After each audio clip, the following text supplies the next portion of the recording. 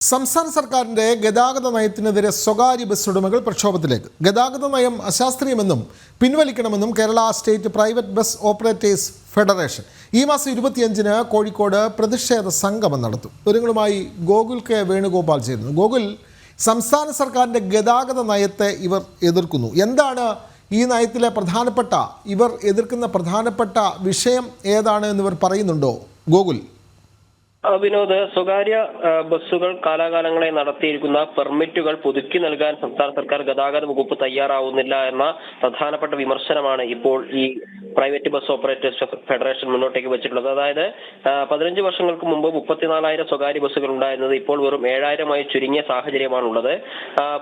പെർമിറ്റുകളൊന്നും പുതുക്കി നൽകാൻ അവർ തയ്യാറാവുന്നില്ല. മാത്രമല്ല, ഈ സ്വകാര്യ ബസ്സുകൾ ഓടിയിരുന്ന സ്ഥലത്തേക്ക് KSRTCക്ക് കൂടുതൽ പെർമിറ്റ് നൽകുന്ന സാഹചര്യമാണുള്ളത്.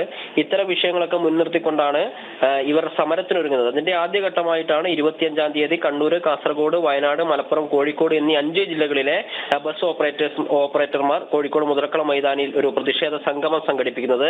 2ാം ഘട്ടം എന്നോണം സെക്രട്ടേറിയറ്റ് മാർച്ചാണ് അവർ ആലോചിക്കുന്നത്. അത് ഏപ്രിൽ മാസത്തിലായിരിക്കും ഇത്തരത്തിലൊരു മാർച്ച് സംഘടിപ്പിക്കുക.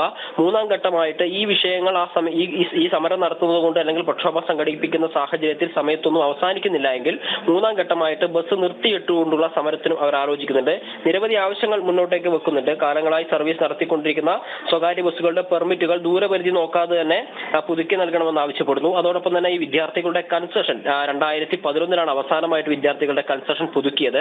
അത് പുതുക്കി നൽകണമെന്നൊരാവശ്യം മുന്നോട്ടേക്ക് വെക്കുന്നുണ്ട്. പിന്നെ ഏകപക്ഷീയമായിട്ട് ചില അവസരങ്ങളിൽ ക്യാമറകൾ ഉപയോഗിച്ചുകൊണ്ട് MVD ഉദ്യോഗസ്ഥരും പോലീസ് ഉദ്യോഗസ്ഥരും ഒക്കെ പിഴ ഈടാക്കുന്നു, അനാവശ്യമായിട്ടുള്ള പിഴ ഈടാക്കുന്നു. അത് അവസാനിപ്പിക്കാനുള്ള നടപടി സ്വീകരിക്കണമെന്ന് ആവശ്യപ്പെടുന്നു.